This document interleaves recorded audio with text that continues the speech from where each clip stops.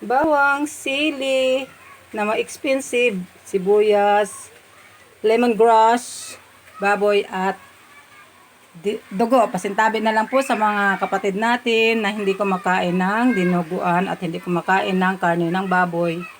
Magdidinuguan si Katrupaning, si Ma'am Shining. At ayan na nga, nagisa na natin ang ating baboy at sinahugan ko siya ng kamuting kahoy. Dinuguan, Bisaya version, Ilonggo version, Hamindan version.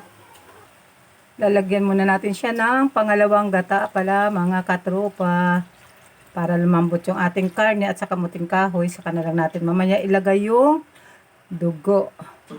At ayan mga katropa, ilalagay na natin yung pangalawang gata.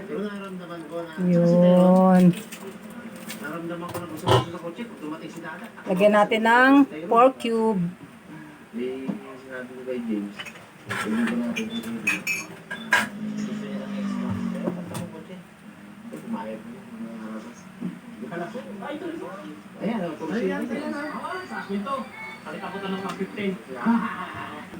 Ayan mga katropa, antayin na lang natin siyang medyo matuyo-tuyuan ng konti at yan na ang finished product natin. Maraming salamat. Follow for more videos please. God